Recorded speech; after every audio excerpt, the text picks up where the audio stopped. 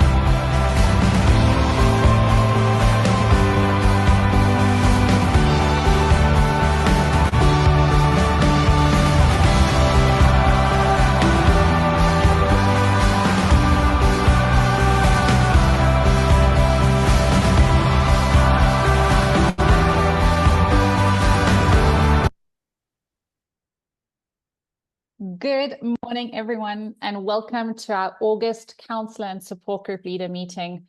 It's so wonderful to see so many people joining us today from all over, and just having to see those that are checking in from KZN, from Mitchell's Plain, from Cape Town, Joburg. It's just so incredible that our SADC family is so across the country. August has been incredibly busy for SADC. I don't think we've ever had a quiet day, week, or month. And what a privilege it is to be able to say that we've been doing so many webinars and Ask the Experts and new support groups that have launched and workshops from factories to Sun City to school talks out and about. But we've also had a lot of different work and a lot of difficult calls that have come in, and it's all because of every single one of you that we've been able to help so many people. We also are coming into September, which is a busy time in the SADAG mental health calendar. But also with September, we have spring. It's greener, it's warmer. It feels like we can get out and about again. So we're very excited for warmer weather, and especially for the busy period, the last quarter of the year, where we have things like World Suicide Prevention Day and our big World Mental Health Day. So this is a big meeting. We have some very important guests, and I'm very, very thrilled to announce and introduce our first speaker this morning, who has traveled definitely the furthest than anyone else here. And I just wanted to welcome our guest speaker, our guest of honor for all and every meeting that we have, our very own SADAG founder and director, Zane Wilson. For many of you, you've met Zane, you've seen her in the call center, or you've had her on the phone lines calling you or sending you messages. And now she's been in South Africa for just over a week, and yet has done so much, from attending meetings and attending workshops and meeting the team and coming into the call center. So we really do make her work really hard when she comes to South Africa. She's traveled all the way from the States to be with us and to check in and to really help us with those next steps and strategy for this busy season that we're coming into. So I've asked Zane, for a lot of our new people today as well, just to share a little bit about what she's also been dealing with and seeing. Zane still gets tons of patient emails and deals with so many different important issues on a daily basis, from corporate to government to advocacy to fundraising. She wears all the hats. And this morning, I'd like to hand over to Zane as she gives us some updates. And also for a lot of our new counselors, volunteers, and I think we even have some of our very brand new youth advisory committee that have joined us this morning. Zane, I have the honor and privilege of introducing you. Over to you. I think you just have to unmute. Thank you. So I've got to learn all this. Guys, I'm nearly 80. This is my 31st year. I have been doing this for so long. I thought you'd like this. Look at this opening. Apart from SADAG, my second choice in the world is my husband. My third choice is lots and lots and lots of cats. Ferals, real ones, mine ones, house ones, bed ones. I'm so thrilled to be here.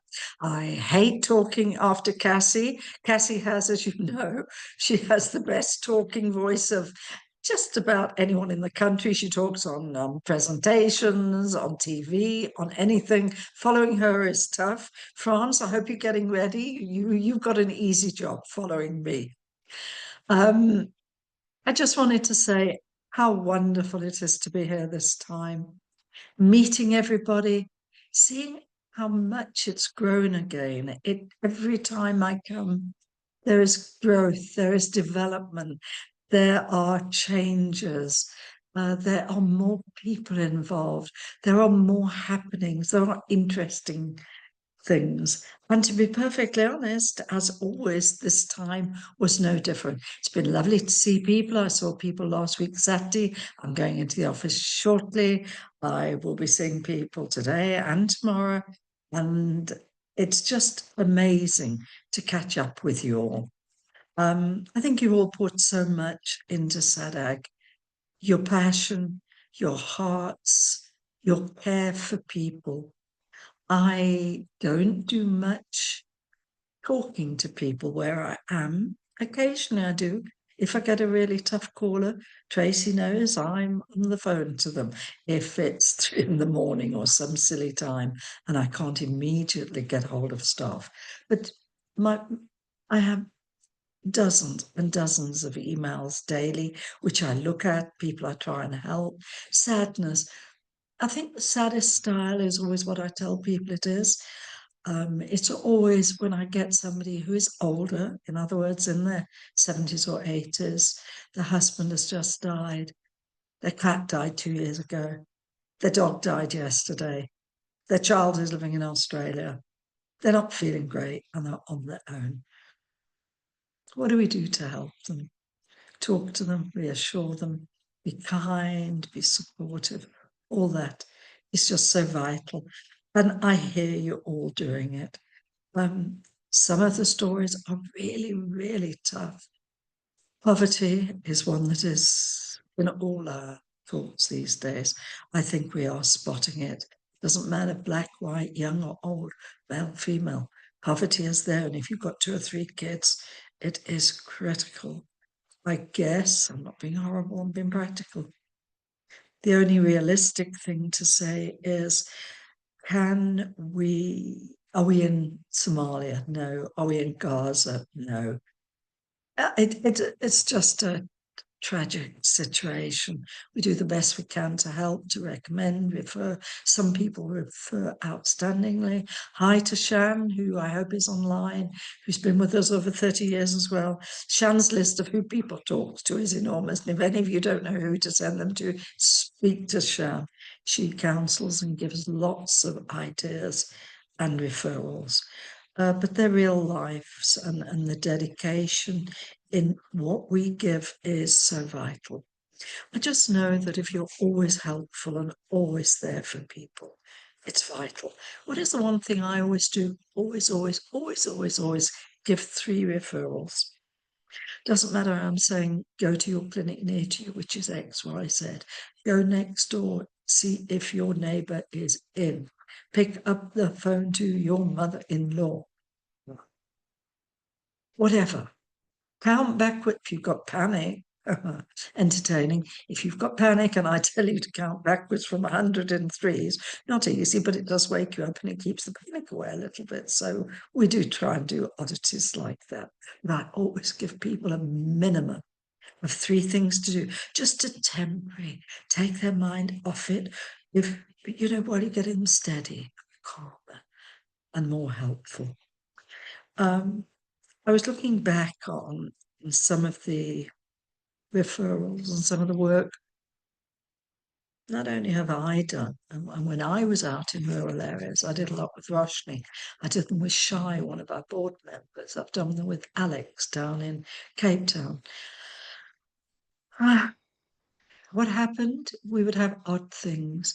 We would go into an area, we would give a wonderful talk. And as we were talking, somebody would bang on our door and say, please, please, please, we need help. Sure, what's the problem? Please, please. And all of us hop outside and see what was going on, 20, 30 of us. And what was it? It was a broken down ambulance which needed pushing to get going again, and there were 2 patients in the back. So we'd all stop what we were doing and do just that, push the ambulance. There were people when we were giving talks in rural areas where somebody would arrive at a doorstep with a wheelbarrow. In the wheelbarrow had a patient. Hello, can we help you? We've got a very sick person here, not been well for a long time. We need you to help make him better, please. Not quite so easy. Been in ambulances for a long time. But are we going to be reassuring? Are we going to put them at the back of the room? Are we going to help them afterwards? Are we going to call maybe an ambulance which isn't as broken down as the last one we're involved? Yeah, we are. We've done strange things.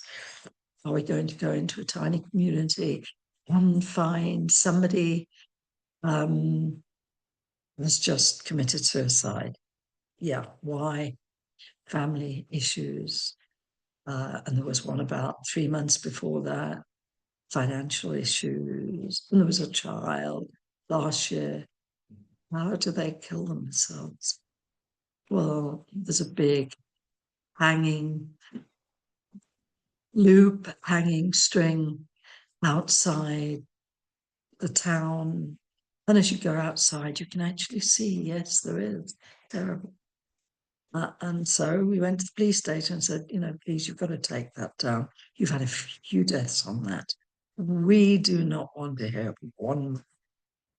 No, nothing happened. We're leaving it there. No, you can't. You cannot. We're not taking it down. Okay. And we go back, and that was what Roshni and I on. What the hell are we going to do about it, Roshni? Who's got a big knife? Who's got big scissors? We went out. We left the next morning. It was an early leaving anyway. We left at about 6-ish. There were a few of us there. There was obviously, as I say, at least I think 4 or 5. And I had a male, and one male stood on the other male's shoulder and went to the top and snipped it down. And it never went back up again. We've done some crazy things. achieved a hell of a lot. We've achieved stuff in advocacy. The people I've seen this week, they've heard that we had a male doctor once who was behaving very inappropriately with patients. And a male rang me up and said, you know, he's doing this and that. And I thought, sure, yeah. Okay, how do you feel? I'm going to recommend someone else. Ring me if you have any more problems. Then I had a girl come in and said, no, she didn't come in actually, she rang me. She said, I'm having problems with a man on ABC. You sure? Yeah. This person was in Rambo. What happened? Okay, don't go back. Here's another recommendation. Then I had a third one. And when you probably should have gone at the end of 2, but when you hear 3, you take it very seriously. I had Professor Mike Burke then, who was our chairman. This is appalling. What are we going to do? Saying we're going to register him against the Medical Health Council. We're going to get him taken off. And we did that. We advocated. It took us a long while, but we got him off for 2 years. And then he was sent actually to Sunning Hill. So be careful, those of you in Sunning Hill. Joking, this was many years ago. Don't take me seriously.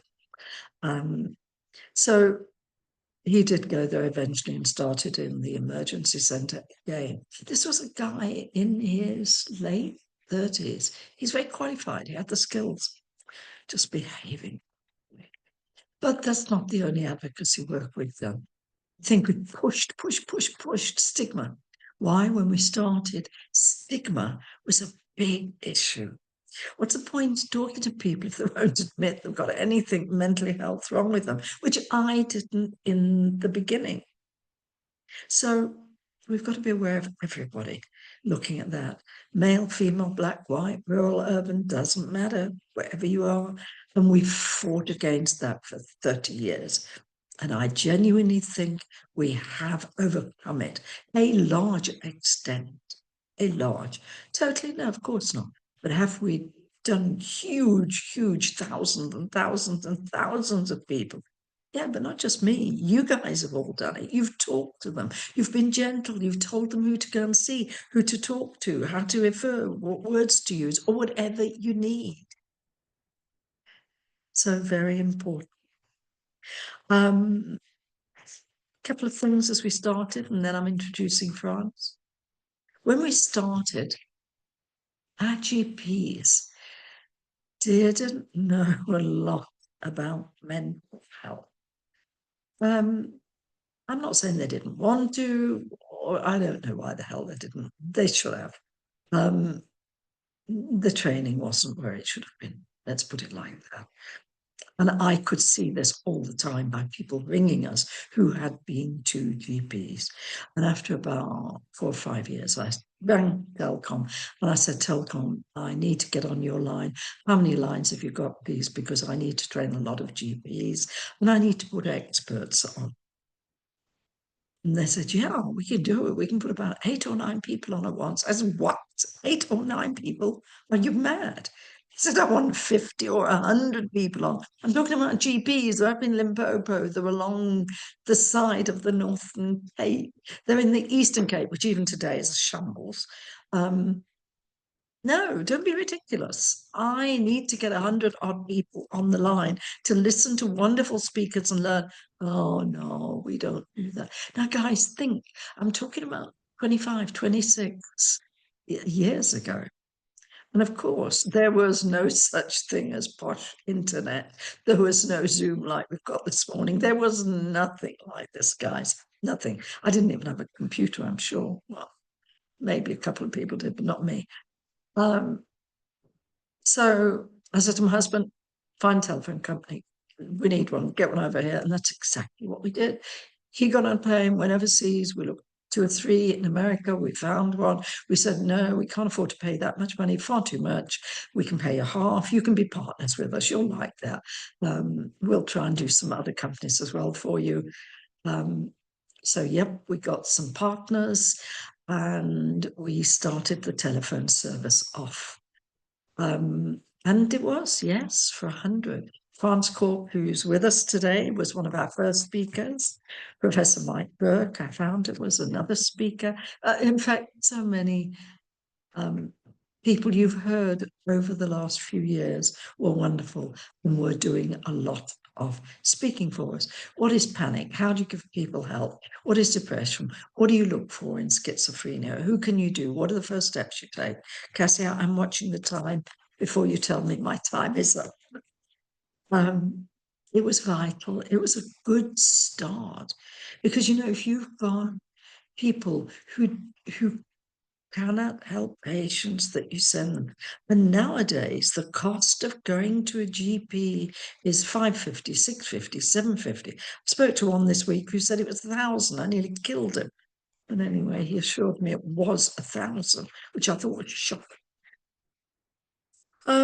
That's one of the things we did. We went to start off the two more things into the support groups. We did a meeting again, Mike Burke, Franz Korb, and me in the Santon Library. It was an up and down auditorium. We had it totally full. I don't know how many, 70, 80, 90. It was totally chock-a-block. But of course, because I'd addressed it at that stage on panic, people were sitting all down the steps because if they needed to rush out in a hurry, it's no good being the fourth person in a row or the fifth person in a row. You needed to sit on a step so you could quickly turn around, get out, if that's what you were going through. It was full. We helped a lot of people. Met Peter there from Sibuswa. He started our first Black support group from day one of support groups.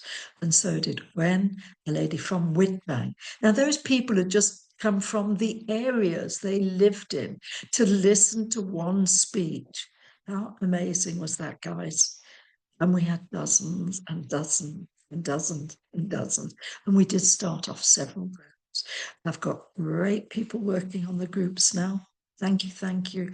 Who do I thank first? I can't thank you all. There's too many of you support group leaders. There's Anita, there's Crystal, there's my two wonderful people who work from Tracy in the call centre who help people as well run everything. It was amazing. Let me tell you something else he did. We decided we needed to talk to traditional healers. If I'm finding people, I don't think I told you, I went out once and I was doing a talk, it was in the Eastern Cape, and they said, come at the end, you must come with us. And I said, I've actually got to go to certain, so I haven't really got a lot of time. And they would say, please, please come. We want you to see somebody. And I was like, oh, how far? No, by car, quick. Got in the car, pulled them in the car with me. We all squashed in the car.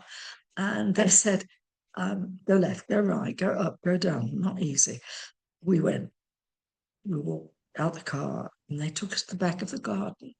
And in the back of the garden was a guy with chain all around him, all around his body, his legs, chained to a tree in a very bad state, obviously. So I said, whose house is this? It's a very important traditional healer. So I said, okay, now talk to him. I think he's got a patient. And I said, yeah, but I don't have long. I need to talk to him.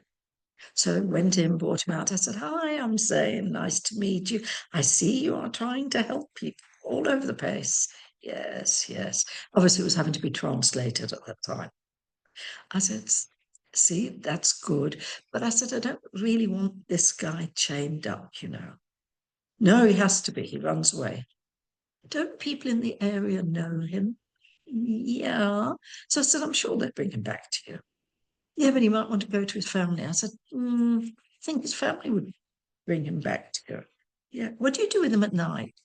Where does he sleep? He sleeps on the floor. Okay. On a mattress. Come show me. Wasn't quite what you guys and I would call a mattress. It was something on the floor with chains. Okay. So I said, you know something? I think this guy needs to go to hospital. Have you given him much treatment? Yes, and I give him every day. I'm going to give him something different. I'm going to take him to a hospital. We're going to give him something different. And when he's a little bit better, if he wants to, he can come back to you. We stayed there for ages. We did get that persuaded, obviously. We did get to a hospital, obviously. Was schizophrenic, obviously, and did start getting treatment. 100% better. Do you know? I don't know. A lot better. I do. So another big step. So we knew we had to talk to traditional healers, not because they were very bad. Do not ever think I'm saying this. Some are very good. But in rural areas, you're talking about different things, isolation, lack of knowledge. So I said to France, we've got to talk to a lot of traditional healers in Joburg, please. We're going to have a meeting in Bloemfontein. Why? Easy to get to from Soweto, the south, the east, all over the damn place. Come. We found a hotel. We sat seating for 100. We said, this is the time. We sent people out to talk. Hannah, you asked Tabo. Those of you who know Tabo and see him, he's also been with me for 30 years, guys. And Tabo is far too old still to be working as well. He's like, but he is brilliant. He went everywhere. He went to taxi ranks. He went to houses. He went everywhere. And he found traditional healers, lots of them. And they came to us one morning, 10 o'clock in the morning, and France was there. I had one of my assistants there, and I had another lady there, and they kept me in and in and in. And they were all dressed up. As you know, some of them dress amazingly. 90% of them all had fancy gear on, amazing people to see around. And they came in. Front row was left a little bit empty, a bit strange, but anyway, they came in, sat down. We greeted them, we said hello. We did have some simple brochures, not being funny. Not a lot of use in those days, guys. Literacy skills was low, it's still not brilliant in some of our areas, including some of Roshni's schools, but I must say, they were there, they sat quietly, they chatted. And then towards the end, about 5 or 6 came in, sat in the front row. Oh, there was one very old lady. I would say she was in her 80s. And she had people to the left and right, all the gear on. We welcomed them, we greeted them, and we said we were going to start. She said she stood up. She wanted to welcome everybody. She stood up, she turned around. France will remember all this. She turned around, she greeted everybody in her language. Then she sat down, pointed to us. France is 6'6". He is white. He is white. He is Afrikaans. You can't get more opposite to the people we had in that room. And we're thinking, oh, God, I hope it's going to work well. It was wonderful. France was kind, was gentle, used simple words. If there was a word they didn't quite understand, somebody would stand up, chip in. We didn't mind. France would then carry on carefully, clearly, and just giving them what he felt they needed to know.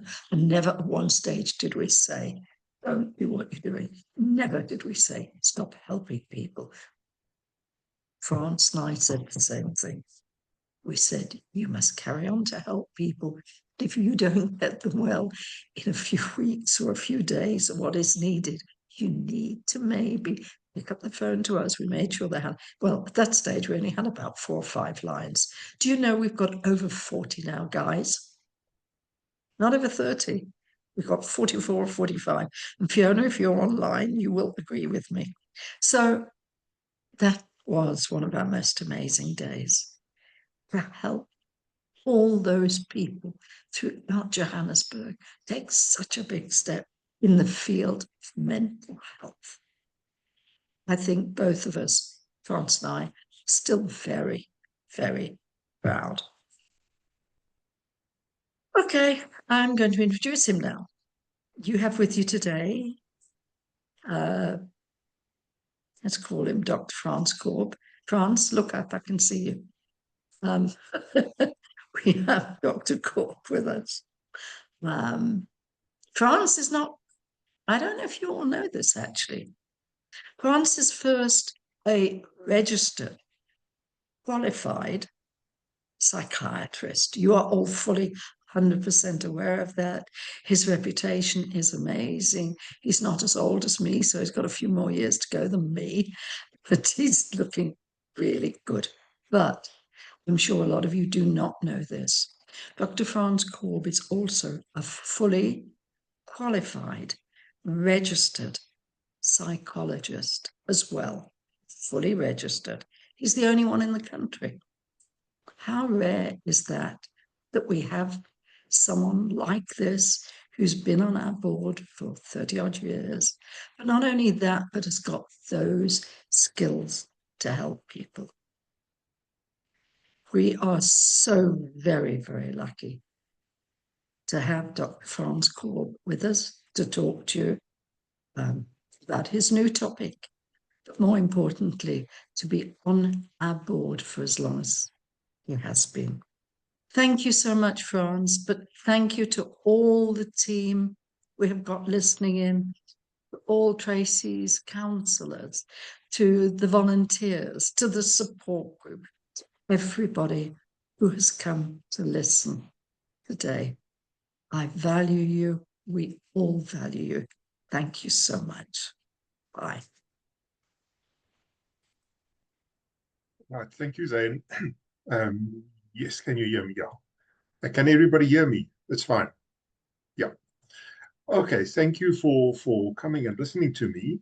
Let me just quickly share my screen. It's that one. Let me do this. Can everybody see that now, hey? I hope so. Yep. Right. Okay, so everybody can see that. Okay, I mean, thank you, Cassie, Lynn, Tracy, Zane, for the kind words, everybody, for tuning in to obesity, as we call so lots of our kind of lectures we've been giving on obesity. I know it's not a SADC topic as such that you deal with at the call center, but I gave this talk at the GMPP meeting the 19th of July, 2 months ago. And Cassie was there as well. And she asked me that perhaps I should just share some of the kind of things that I spoke about in the lecture with the counselors as kind of an added topic and an added area of interest, because it's become so incredibly popular. Well, not popular, well, yeah, popular as well, but so topical in the medical world is to talk about obesity and all the very, very new things that has been exploding onto the market for the management of obesity. So I know I've been told that I have to be finished by 10, but maybe you'll allow me just to go over a few minutes if we just run as short of a bit of time. I'll put that photograph there. Of course, you can see that is on the edge of the MSC Symphony on the way to the Portuguese islands. And I'm not sure if those people are all on that cruise because they can get food 24 hours a day free of charge and eat as much as they want to. But I mean, I think that is a kind of a common kind of a scene that we see in our lives every single day when we walk the streets or at work or wherever we are, is the whole issue of obesity. So the kind of messages that I would like to just get across today, if possible, will be to just highlight that obesity has now really been recognized as a medical disease. It's not just a symptom of something else, of whatever, but obesity as such is a medical disease. And according to lots of medical organizations, obesity is now really regarded as chronic, relapsing, progressive, multifactorial disease, and the prevalence continues to increase worldwide, and I'll show you a little bit of data about that. The third point I would really like to make in this presentation is that obesity should actively be managed by a professional team. This is not just going to a dietitian and getting a diet. So it should really be managed by a professional team.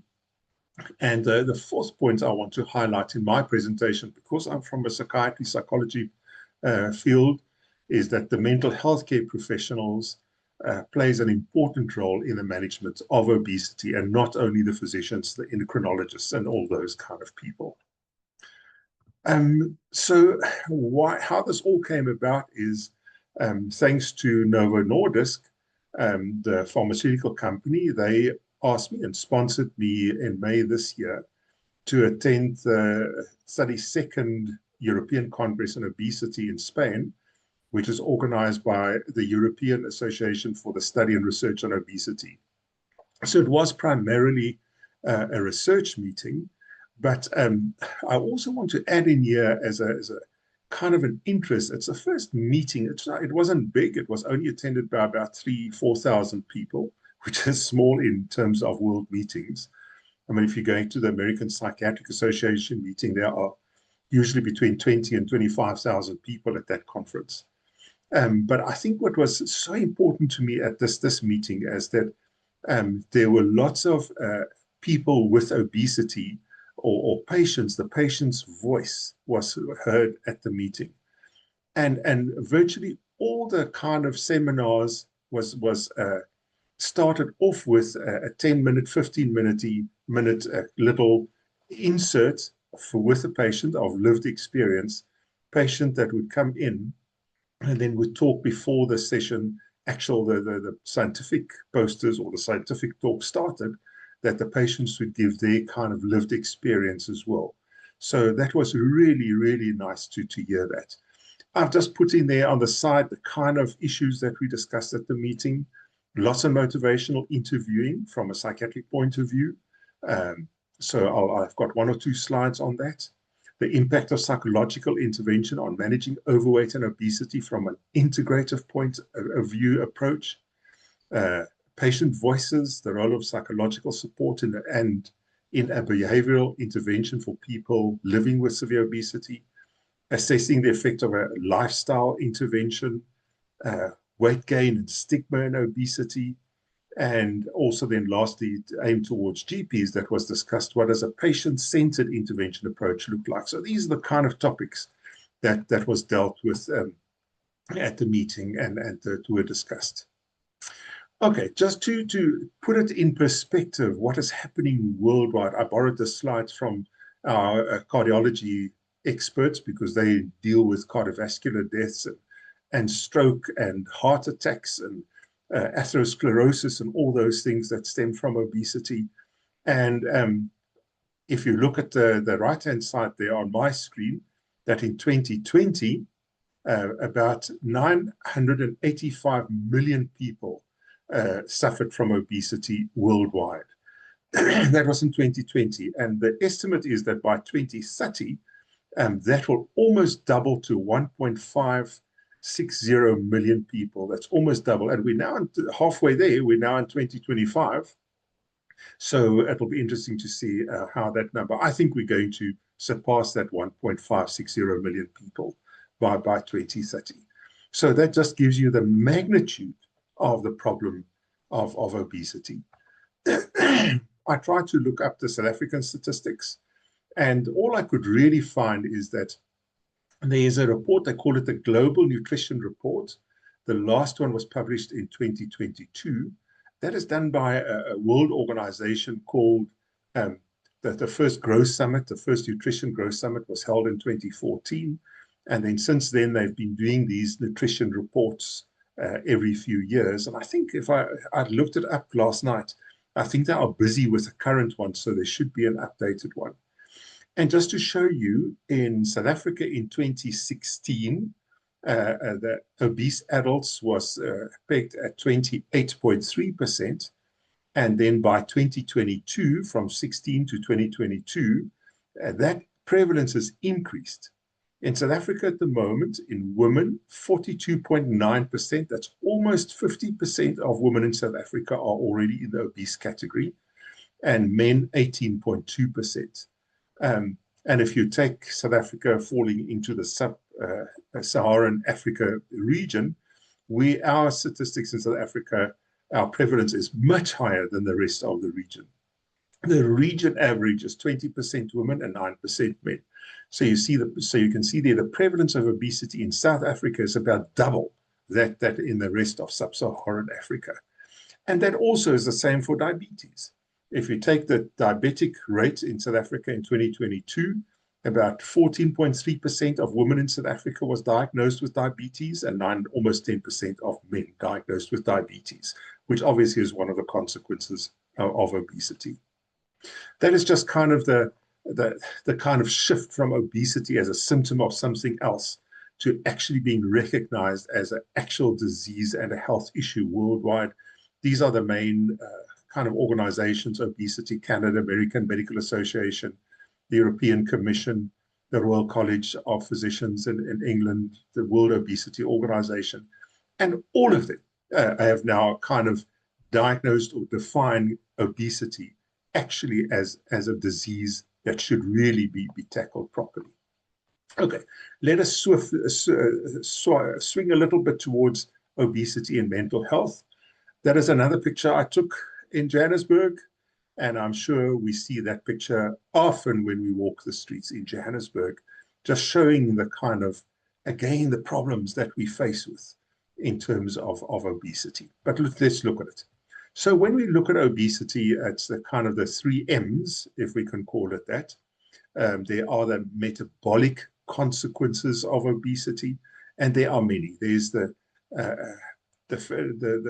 non-inflammatory fatty liver disease, gallstones, cancers, infertility, the cardiovascular diseases, stroke, cholesterol, dyslipidemia, hypertension, coronary artery disease, atherosclerosis, the diabetics, the thrombosis, the gouts, all the metabolic consequences. I reckon that if you look at the total kind of consequences of obesity, there's over 200 consequences, but these are the main ones from a metabolic point of view.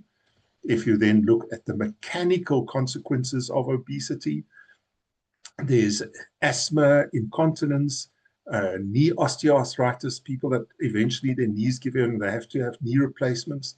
Physical function is impaired, reflux, gastroesophageal reflux, sleep apnea, chronic back pain, all the kind of mechanical problems. And then the 3rd M is the mental consequences of obesity, and that is primarily depression and anxiety, but many other things as well besides depression and anxiety. So you can see the kind of far-reaching effects that obesity has got on the body and on living. This is the best one, kind of study I could find that was published in the Journal of Postgraduate Medicine, where they really looked at 2,424 research papers that dealt with obesity and mental health. And there you can see obesity in the central block there. It really is linked to eating disorders. It's linked to anxiety, ADHD, personality disorders, alcohol use, depression. So all of these things are kind of linked together to obesity. So it's not only depression and anxiety, but there are many, many other things. The interesting about this is if you look there at depression and obesity, if you look at the little arrows, I'm not so sure how clear you can see it, but the arrows goes both ways. So there's this, and I'll show you a slide on that, there's this bidirectional relationship between depression and obesity. Right, this is a slide I want to show you on the bidirectional relationship.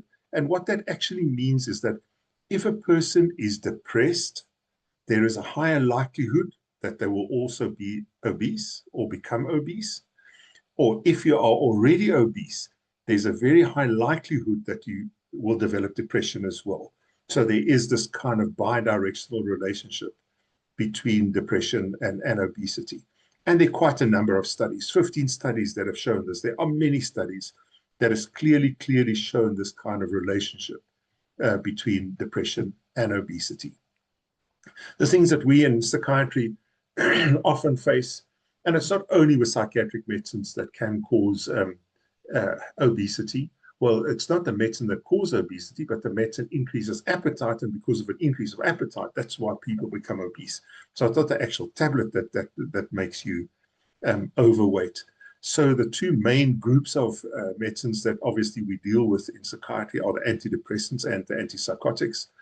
This is a study in the Annals of Internal Medicine published last year in July 2024, looking at antidepressants that cause weight gain. And what they found, the two SSRIs, escitalopram, paroxetine, and then the SNRI, duloxetine, in those three antidepressants, patients on them have got a 10 to 15% chance of becoming obese. Sertraline is kind of in the middle, and the two that had minimal minor weight gain was venlafaxine and citalopram, and it was only old Prozac fluoxetine which showed minimal weight loss.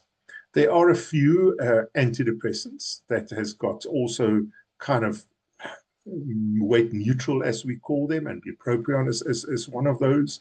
So there are actually a few that have shown to be weight neutral that we should think about if we do put a patient on an antidepressant and they do start gaining weight, that we must try and switch to another one. Not that they're always so effective, but there's always that option. The big problem we've got are the antipsychotics, because really the antipsychotics are very, very prone. For years now, we've known that are prone to cause weight gain. And they looked at quite a lot of antipsychotics and weight gain. And the three that they found as the least weight gainers, that is amisulpride, aripiprazole, and ziprasidone, are the three with negligible weight gain. But then, unfortunately, those three don't work in every single patient. But I think what is more important in studying these things, they did find that if you put a patient on an antipsychotic and they gain weight, and then you switch them to one of these three, they won't then lose weight. So that is the problem. So you have to start the patient on these from the beginning to kind of try and prevent weight gain. So that just gives you the kind of a feeling of the whole area of psychiatric medicines, which we need to deal with. Right, if we now get back to the physiology of weight gain, I know I was at way less years ago, and I lost a lot of weight at way less with lots of determination. And in those years, the dietitians had this whole thing of, to lose weight, you must take in less energy that you actually burn up, this kind of scale at the bottom. So less energy or less food, less calories in, kilojoules in, that you actually burn up through the day, and then you will lose weight. Yes, it is so. That is still very important. But we've now, in the last few years, recognized quite a lot of other factors as well. And there are the genetic factors. So there are genetic predispositions. And unfortunately, we can't do anything. You've inherited your genetics, so there's nothing we can do about that one. But then there are the other things like the metabolic things that also predispose or cause obesity. And there are the kind of hormones in your gut, like insulin, leptin, the gut hormones, and then also circulating nutrients in the body. There are behavioral aspects to obesity, the availability of food, sedentary lifestyles, food cues. And I know I live in Fourways, and I always amazed a few months ago that they upgraded our Checkers Hyper at Fourways Mall. And what they've done is, as you walk into the front door, you walk straight into a Krispy Kreme. So you cannot miss it. You have to walk around the Krispy Kreme to get into the store. So food cues is very important. And I think the marketing people actually abuse that kind of food cues, that you have to walk into this and get the smell and see these beautiful donuts and things there. And then, of course, there are the brain things, the neural things, learning, memory, your reward systems in the brain, your mood, your emotions. So all of these things play a part in regulating a person's weight. Okay, let's turn a little bit towards the kind of management of weight gain. And it's really, really a very comprehensive kind of thing we need to do. From a psychiatric point of view, when we see patients, obese patients, to try and help them with their obesity, obviously we have to go through a comprehensive patient history, all the behavioral, emotional patterns in that patient, kind of co-occurring conditions, psychological conditions, psychiatric conditions, personality, all the physical health things we need to look at, and then we've got some questionnaires we can use as well. And of course, once we've done our bit from a psychiatric point of view, we need to work with medication, possibly a whole medical team to deal with all the medical issues. Work with psychologists with psychotherapy. We need to work with lifestyle modifications, whether that is with a dietitian or an OT. Support groups, and maybe, I don't know, has SADC got a support group for obesity? Maybe we should start support groups at SADC for obesity. And then also work with families and social support. So we've got these two sides that we need to deal with. I just want to highlight this, the bottom part, the stigma, because stigma, I think, as in mental illness, we know that from years and years and years from patients with mental illness. But stigma and stigma and stigma, at the conference, there were lots of spoken about stigma as well, and the impact of stigma on the management of obesity. There's actually the weight-related stigma, as they call it, that people with obesity is a barrier for obese individuals to actually do something about it. So the actual obesity itself. Then there's internalized stigma, as we call it, and that is people with obesity feels ashamed of themselves to come forward and go for help, and they feel embarrassed to go to a doctor. They often go to a doctor with another issue and not talk about their obesity. And then there's the external stigma. That's the discriminatory attitudes of employees, family members, and even doctors against people with obesity. That they're not interested, or they will just say, go and see somebody to help you, or go to join a group or whatever to lose weight. So there's those stigmas, the weight, the disease itself, the internalized external stigma. And I think we need to just approach our patients with empathy and a non-judgmental communication. And I think the patients that spoke at the lived experience patients at the conference as well, these kind of things about stigma, empathy, being not judgmental, comes up all the time. And it's sometimes, that medical or health professionals kind of say, oh, this is a difficult patient. If you manage to get yourself into this position that you are so overweight, to now try and work with you, you really don't have any kind of willpower to cope with this and get over your obesity and start doing something with your obesity. When we look at a patient history, just quickly, we look at the weight history, the patterns of weight fluctuation. Often people with obesity have been on a diet, they've lost, they stop the diet, they gain again. It's this up and down pattern over time. And when did obesity start for the first time? And of course, now we're seeing obesity starting earlier and earlier. And there are some pediatricians and there are some endocrinologists that are now specifically dealing with childhood and adolescent obesity. And then previous attempts. What have you done before? What has worked? What hasn't worked? All those kind of. So a proper weight history we need to take. We need to look at a patient's eating behaviors. Are they doing the binge eating ones, emotional eating, or the emotion, or then the restrictive behaviors, perhaps kind of the intermittent fasting kind of things that you won't eat for 3 days and then you'll eat for a day. So all those kind of things that I need to get into address in a month's time. So for 3 weeks, I just eat nothing. So all of those kind of disordered eating patterns of behavior. Just as a side here, I saw a patient 3-4 weeks ago, and I've been seeing him for about a year, and he's just not losing weight. He is severely obese, and he is just not losing weight. And eventually, a month ago, when I saw him, he came up and he said, I have to admit something. And he said, every night before I go to bed, I eat a big slab of chocolate. So, eventually he admitted to that kind of eating pattern. And of course, if you eat a big slab of chocolate every single night, there's no ways you're going to really lose weight. So one needs to, and often it takes time to work with people with obesity to start breaking through the kind of, and of course he was very embarrassed about that. He didn't want to admit about this chocolate, but eventually you had to bring it out so that we can make progress in these treatments. mental health history, all the depression, anxiety, then social factors as well. We need to look at, patient support system. Often these obese patients are also being kind of looked down upon by their family members. And, it's still this kind of thing is, you haven't got the willpower. That's why you can't stick to a diet. So, to get away from that kind of thing. So we need to understand a person's situation as well. Socioeconomic challenges. We've got all these new things on the market, which really works well. But, who can afford, how many people can afford to pay 3,000-4,000 Rand a month for their GLP-1s to give their weekly injections? And then, of course, we need to deal with stigma as well. Look at behavioral, emotional patterns.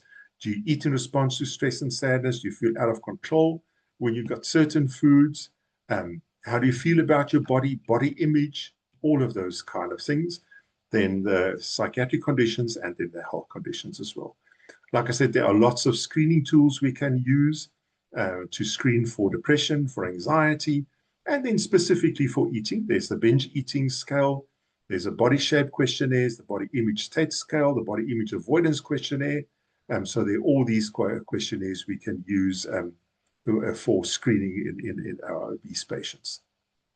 Unlike the Canadians, they've got beautiful guidelines on lots of things, from obesity, ADHD, just name it, and they've got beautiful guidelines. And this is also from the Canadian Medical Association Journal, where they published obesity clinical practice guidelines that we need to go through. Obviously, when we see a patient, ask permission before, as a doctor or as a practitioner.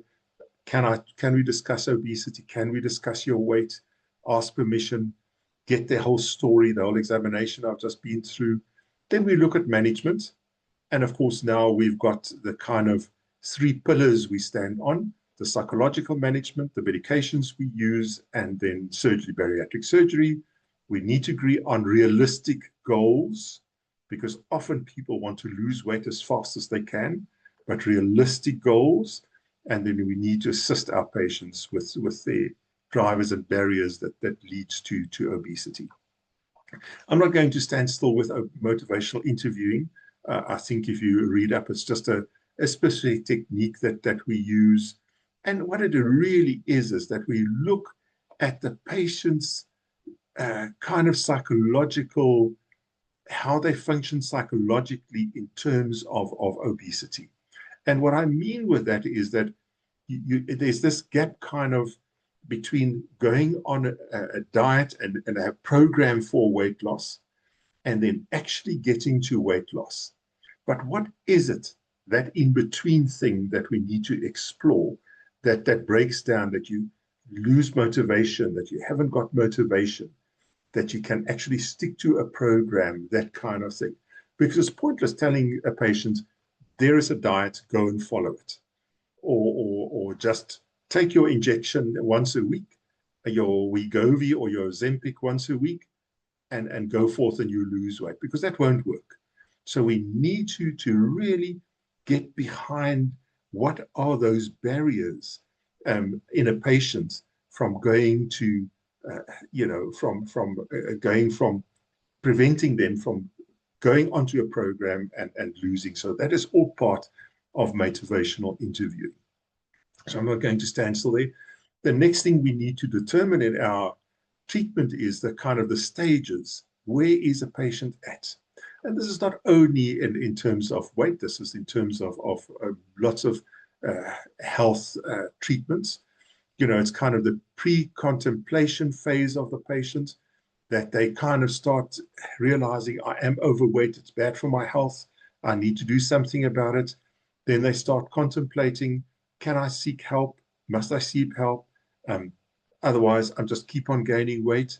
Then they prepare for change. So they actually make the appointment. They see a psychologist, they see a psychiatrist, they see their GP, they see a physician, they go to the diabetic clinic, they see an endocrinologist, all the people that works with obesity. And then finally they see the doctor and see the whole team, hopefully. And then they go over in action, they start losing weight, and then the maintenance phase. So one always needs to think, when you see your patient, If the patient comes to me for depression and I can see physically that they are overweight, where are they? Are they still in the pre-contemplation phase or contemplation phase? Can I start talking about obesity as well? So we need to look at those kind of things. I know my time is up, but just give me another few minutes. So the kind of interventions we do, we still use old BMI, body mass index. These days, we combine the body mass index with weight circumference. And a normal BMI should be about 22, 23, 24. A BMI between 25 and 30 and 30 and kind of 30 to 29. So in between there, we rather use, as you see the bottom light blue line, behavioral modification. If a patient's weight or BMI then goes over 30 to 35, perhaps to 40, we then start using medications. And if a BMI is over 40, we then contemplate a bariatric surgery. Perhaps lots of talk about that now with these new medicines coming on the market and becoming more and more and more effective.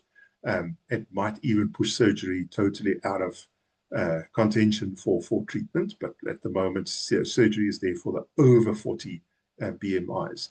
But I think the most important thing is that bottom blue block, the dark blue block, that really a healthy, well-balanced eating pattern and regular physical activity must always be included in any obesity or weight loss programs. And that is important to emphasize that as well. And there you can see lifestyle recommendations.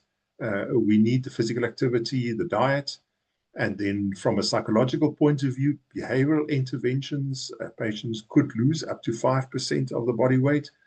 With medications and the current medications, they can lose another up to 15%. And then with surgery, a patient can lose up to 30% of their weight. So we really need to approach the patients with all those kind of things. This is very important, and I think we can stand still with a whole lecture just with this. And what we do here is we actually look at the kind of obesity, and we classify obesity on the left-hand side there into those four kind of different obese people. First of all, is this the homeostatic? Is this a hungry brain obesity? Or is it a hungry gut obesity? And the hungry brain person primarily are obese because they don't, they don't feel the fullness. Once they start eating, they don't feel full enough to stop the meal. So they kind of link between the brain that you are full, you don't need more food, stop eating now. That kind of link is not there. Then the hungry gut one is that they eat, but then within a few hours afterwards, they're hungry again and they have to eat again.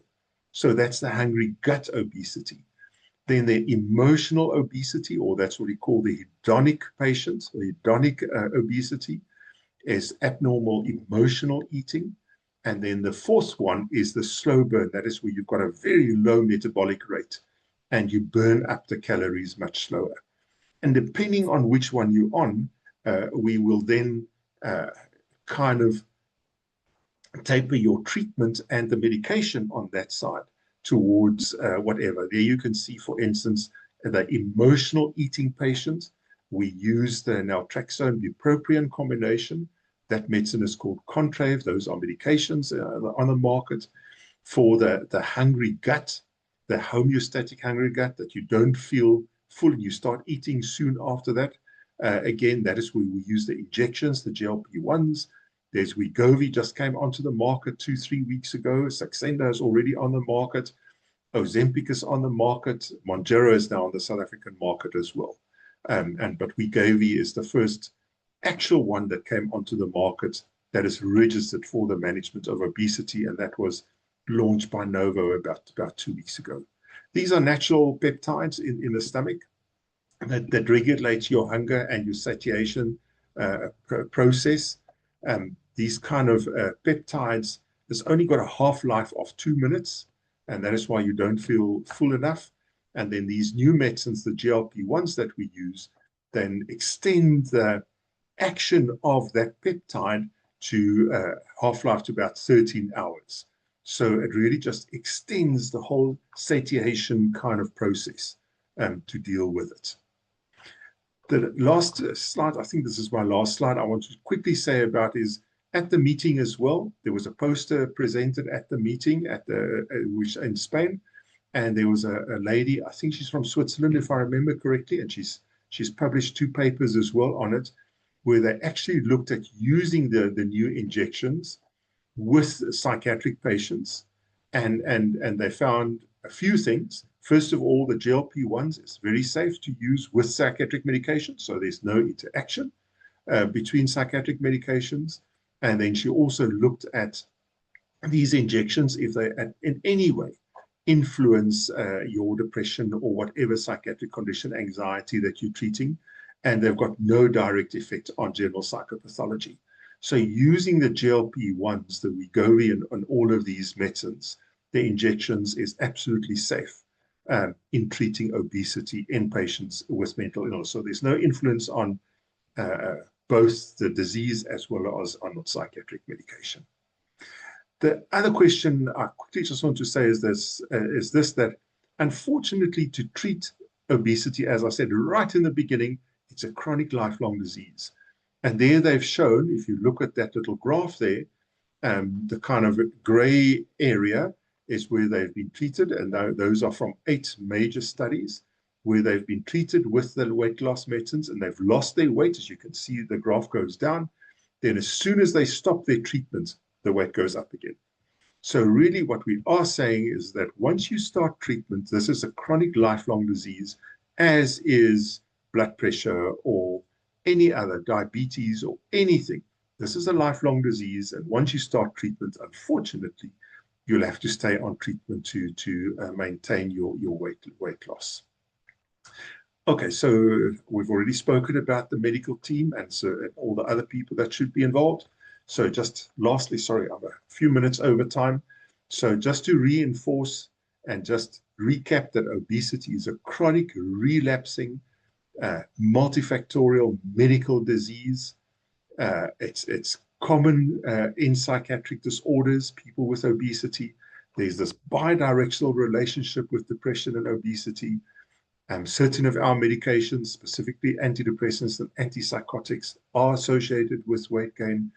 And then to manage obesity, we should really do it in a multimodal, in a team approach. This is not just one person that can deal with it. So hopefully, I've given you some kind of idea where we're at in our management of obesity, primarily from a psychiatric point of view, and what is happening in the world of obesity. And it's really a disease that we need to look at, a disease that we need to actively manage and be aware of. Okay, I think let me stop there. Stop share. Where is that? And then hopefully, I know we're almost up. Ish, 10 minutes over time. Sorry, Cassie. Please don't stress at all, Frans. I think what's so fascinating is that everyone was just eating it up, quite ironically using that word.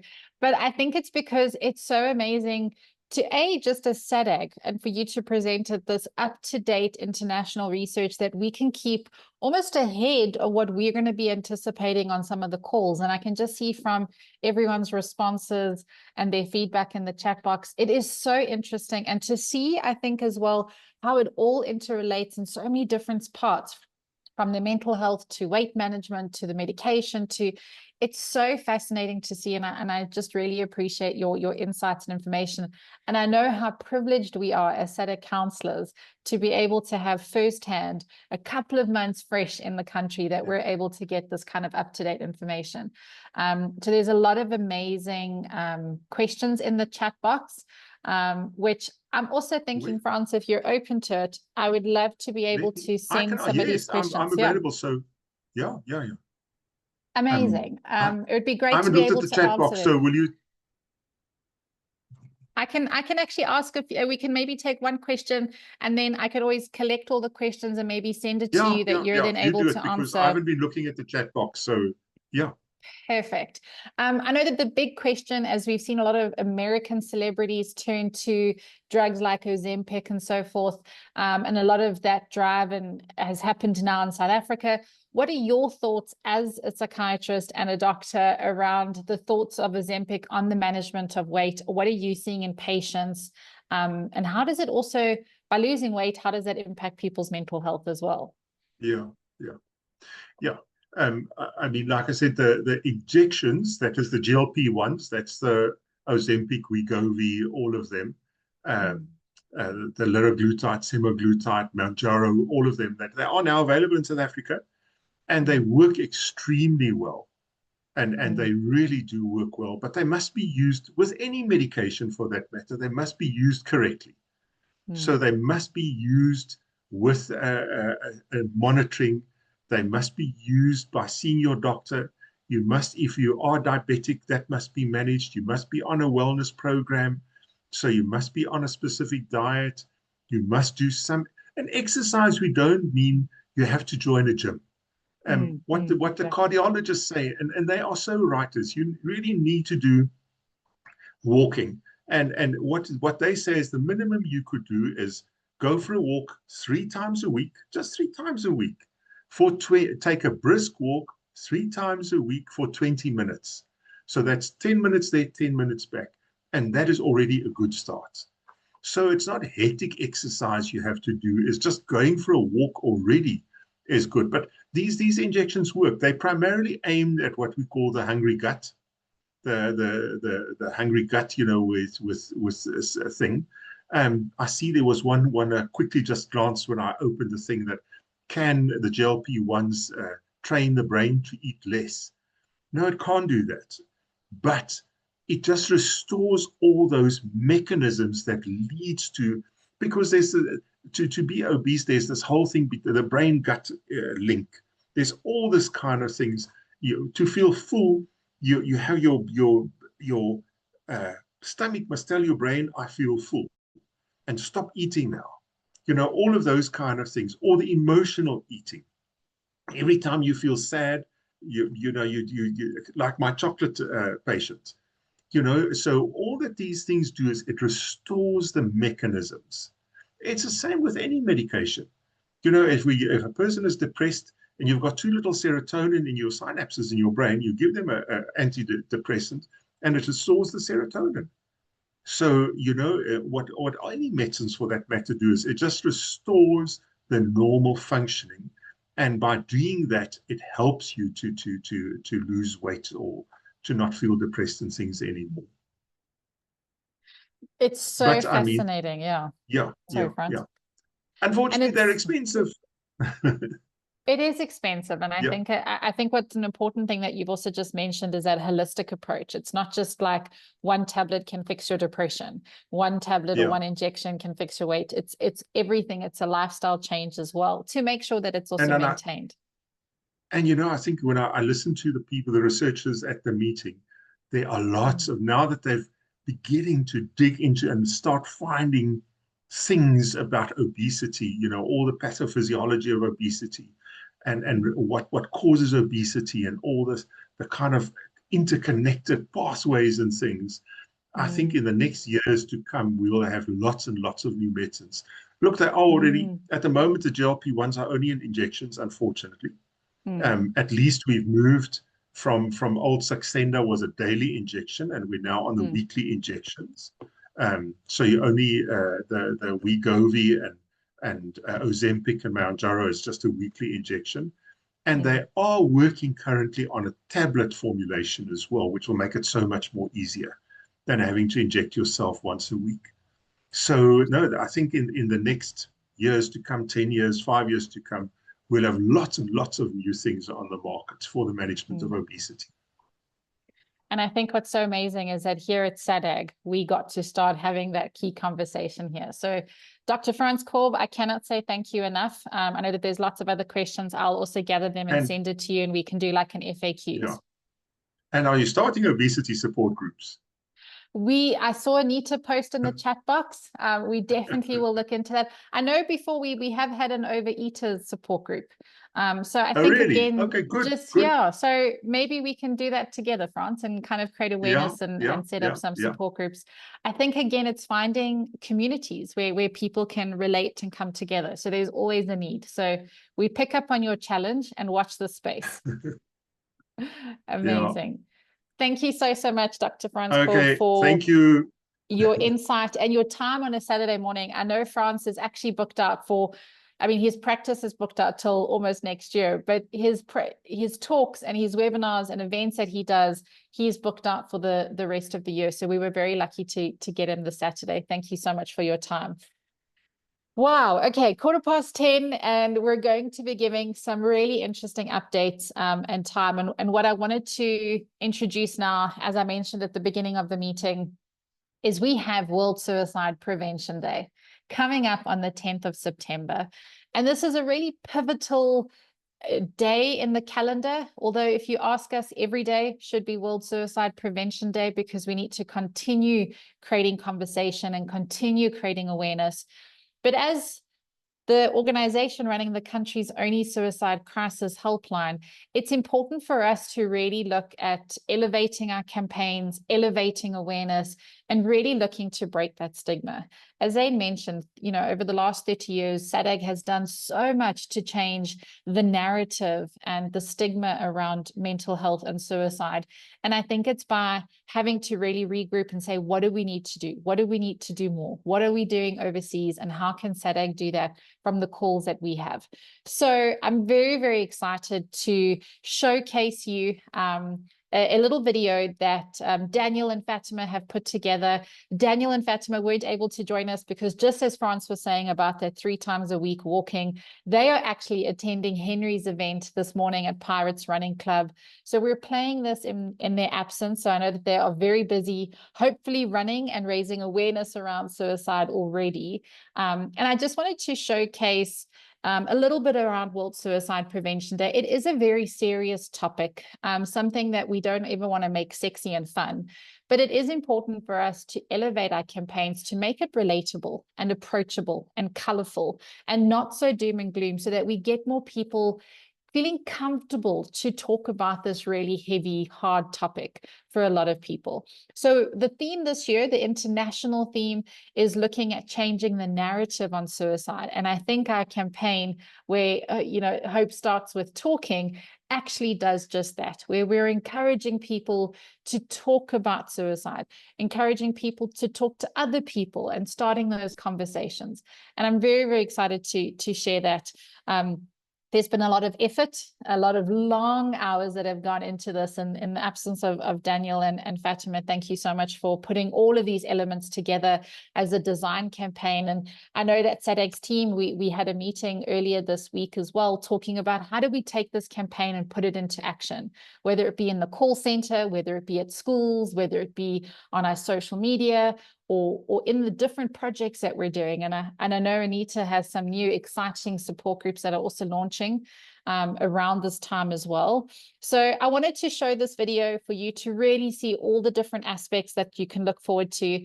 So see you on the other side of this video. And if you've got any ideas of things that we could be doing or angles, please, I'd love to see your support, your emojis in the chat box. So Miss Chris, over to you. I just wanted to announce some exciting news for September.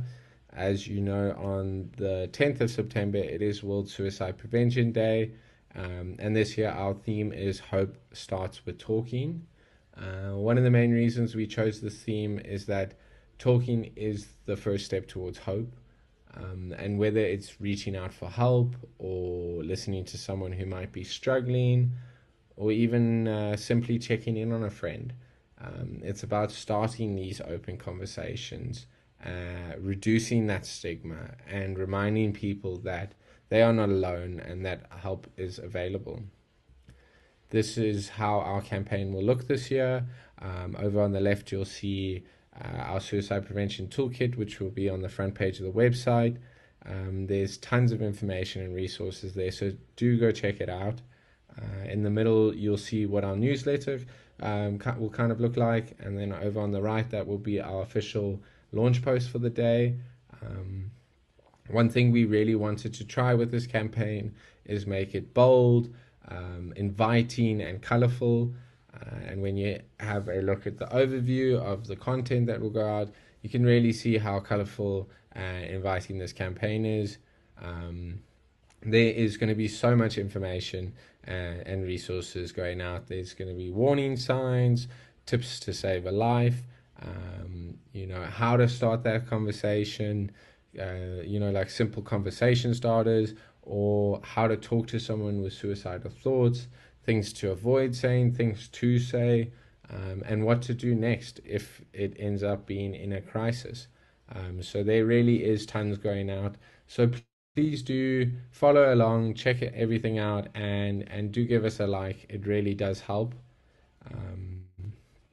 And then over to our events or our online events that are happening. As you know, there will be tons of lives, discussions, webinars. It really will be such an amazing month. On the 10th of September, we'll be having a Facebook Live on Let's Talk About It, Facing Suicidal Thoughts Together. On the 12th, we will have another Facebook Live about how to support and connect after a suicide attempt. Then on the 17th, we'll have an Instagram Live talking on where the topic is You Are Not Alone, Coping with Loss After Suicide.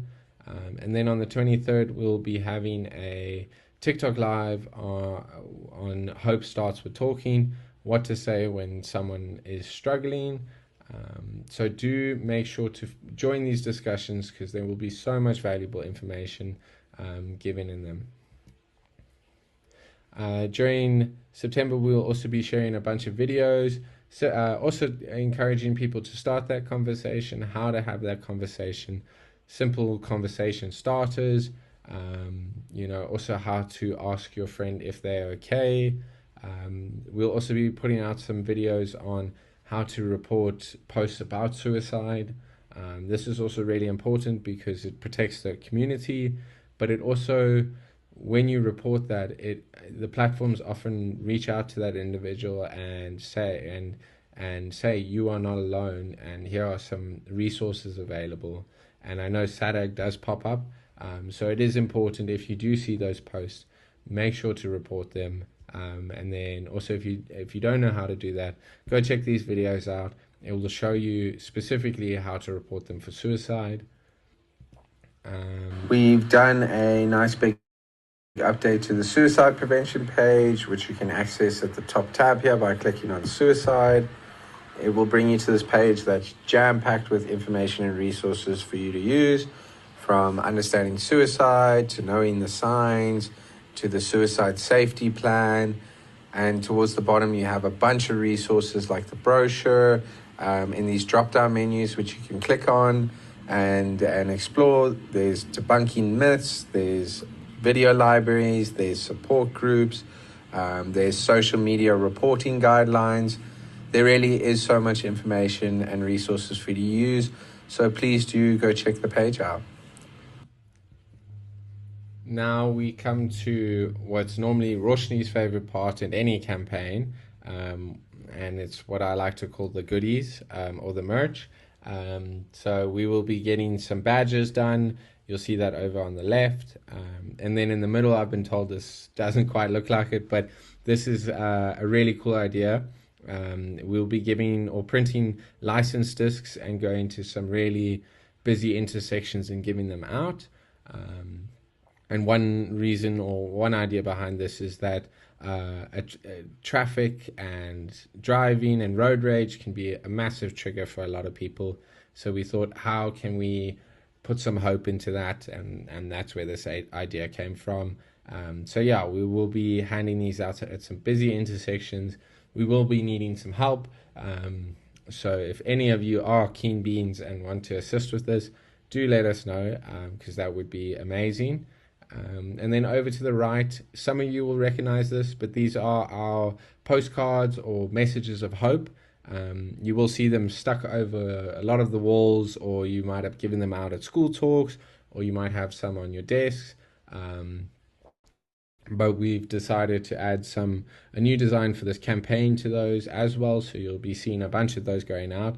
And what these are is that you can write a message of hope or an affirmation, and it can be a piece of encouragement for someone else, or it can fill a classroom with some hope.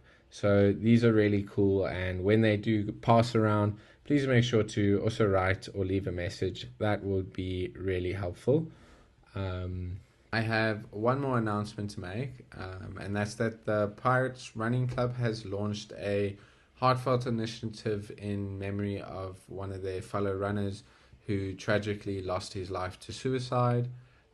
The club is wanting to do more for mental health, so they decided to launch Lace Up for Mental Health, an initiative to sell green shoelaces as a symbol of hope, unity, and encouraging people to start those important conversations around mental health and well-being. These laces are being sold to fundraise for SADAG. You'll see they cost 80 Rand, and with every pair that does get sold, a portion will be donated to our suicide crisis helpline. So we are encouraging everyone to get involved. These laces will be available at the office or through the running clubs and in schools as part of the first phase of this initiative. Likewise, this Saturday, the 30th of August, Lace Up will be having a 5 kilometer fun run for the launch of this at the Pirates Running Club. Myself and Fatima will be there, attempting to run, but mostly cheering and supporting them on. Here's an accurate visual of what it will look like those first 200 meters we try. And then here's some photos from last night at Lace Up held a packing party where they invited friends, families, volunteers, fellow runners, where they all came together to pack all these laces into packaging. You'll see on the right here that there was a ton of laces, and they had a fun night packing all these laces to be sold today at the fun run. So again, we do encourage everyone, friends, family, yourself, if you know any clubs, to get involved. It would be a really, really great help, and it is an amazing initiative. Thank you all for your time. I hope you have a fantastic weekend.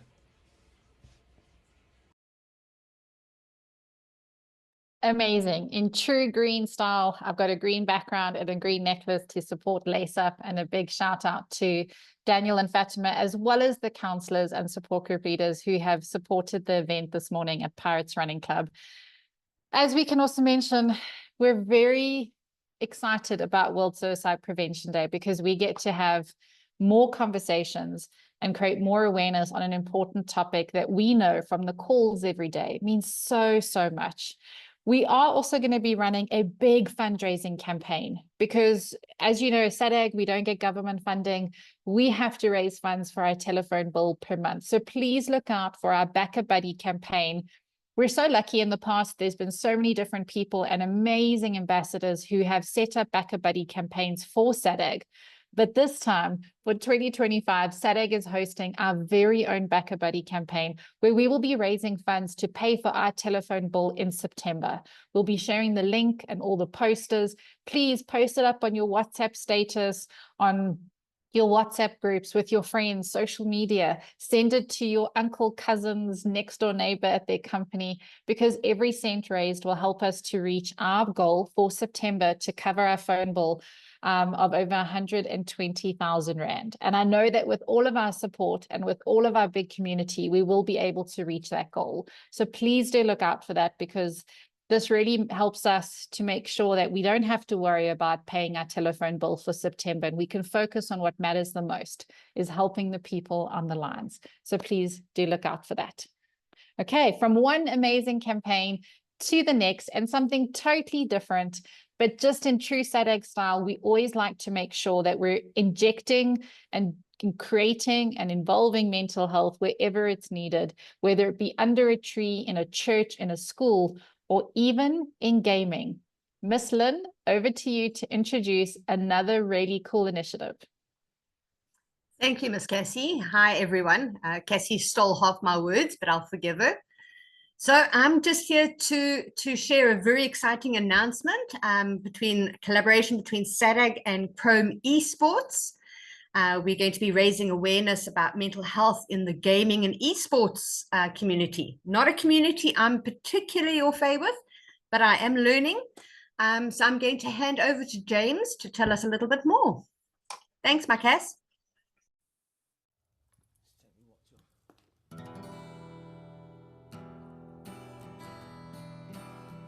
Hey everyone, I'm James, or better known as Stones in the gaming community. I am the owner and founder of Chrome Esports.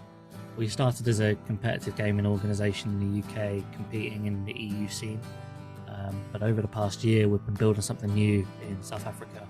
And for me, this partnership with SADAG is more than just an idea, it's more personal. To shed some light on my background, in January this year, I went through one of the darkest times in my life. Completely overwhelmed until a point where I made an attempt on my own life. It was the hardest thing I've ever faced, and still coming through it, but I just realised how important it is to talk about mental health and how damaging the silence and the stigma around it can be. That experience really changed me. It gave me a sort of purpose to make sure others, especially in gaming and esports, never feel as alone as I did. Because the truth is, behind the screens, behind the wins, behind the highlight plays, especially in esports, so many people just struggling quietly, and it's not right, and we just need to shed some light on it.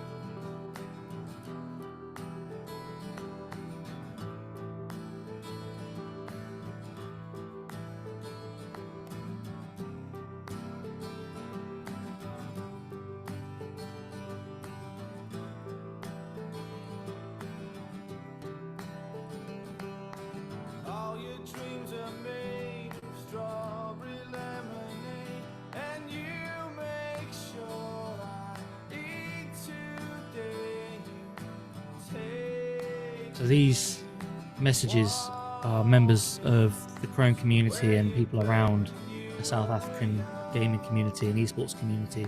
But this is why we want to work with SADAG.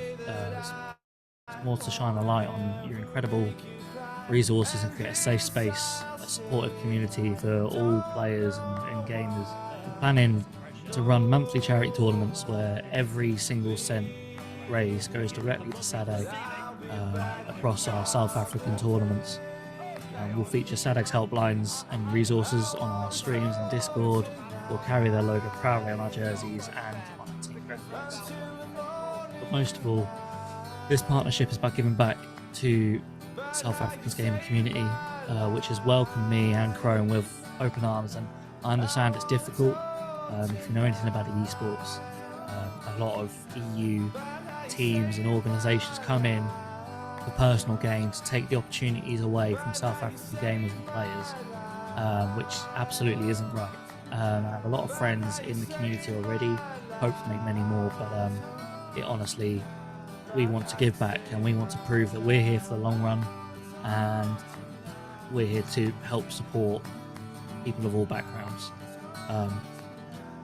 Obviously, mental health is something close to my heart because I've lived it. And with Chrome Esports and SADAG working together, I believe we can make a difference.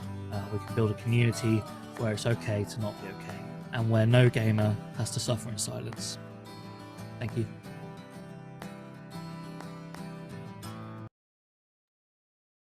Sure. Talk about goosebumps. I think I'm just so in awe of just people in every space who are so moved, who are so impacted, who want to give back.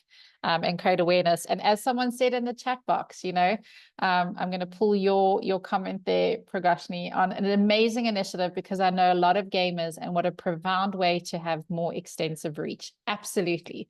It's taking mental health in the spaces where it's needed the most. I know we've come to the end of our meeting, and in true SADC style, we can never fit everything in an hour and a half. And if you gave us half a chance, we would be here for 3 more hours. But as we're ending off, I just wanted to give back a little bit to our counselors. So there's a new research project that is starting that we're going to be supporting and creating awareness. But I also know that for a lot of our team and our counselors, we could all use a little bit of extra help. We're always on our phones. We're always having to get to the end of the month. And this is a great opportunity that we can actually involve a lot of our counselors, our scouts, our container teams, and the beneficiaries that we're working on. So I wanted to share it, but I will be sharing it in all the WhatsApp groups as well. And to everyone that is based in Gauteng, this is just for you. So before I give you all the fun details. So it's a new research study that we're actually partnering with the University of Pretoria and Planet for Health, where they're wanting 500 people over the age of 18 who have a phone or a device to use a new app that we're looking at developing around mental well-being, having to look at how the environment impacts our mental health. So they're running a 6-month study, and they're looking for 500 people over the age of 18 in Gauteng who have a phone and have access to the internet. And all you'd have to be doing for the next 6 months is checking into the app twice a month to do an assessment, to do a check-in, to say kind of what your environment has been like. It's starting now at the end of September, and I think it would be a really great opportunity. Why this is significant and why we're sharing it with counselors, because you get to share it with your friends, family, next door neighbors, your patients and clients that you're seeing in the container or even at Scouts, is that for every month that you participate in the study, in the app, twice a month only, and in 30 days, that's really easy to do, you will get a gift voucher. In the first month, you'll get 100 Rand. In the second month, 150 Rand. In the third month, 200 Rand, and so on. So every month that you participate, you will be getting a token of appreciation to say thanks for being part of it. It is the first of its kind ever study, and in true SADC style, we are making sure that we're part of that and influencing research. So I will be sharing all of these details, but we're encouraging you to share this far and wide. It's a great resource for counselors. It's a great resource for our clients. The only catch is that it would be in Gauteng over the age of 18 and have access to a phone and internet. So look out on WhatsApp. I'll be sharing all the posters. Feel free to share it with your student friends, with anyone who's looking to get a little bit of an extra voucher, and all you have to do is log in. So we'll be sharing that. On behalf of the amazing team and everyone here today, and just to make sure we have, if you're able to put your cameras on, say hi. Thank you so much for your time to join us today. For all of the amazing SADC family who go above and beyond every single day, we cannot do this without all of you. And to all of the 190 people that joined us today, and all those that will catch us on the recording, thank you so much for helping us to make mental health matter every single day and helping us to push and help more people. We are very grateful for all of you. And please look after yourselves, and we'll see you again online at the end of September for our next counselor and support group leader meeting. Till then, we'll see you on WhatsApp in the newsletter. Thanks, everyone. Have a great weekend. Bye-bye.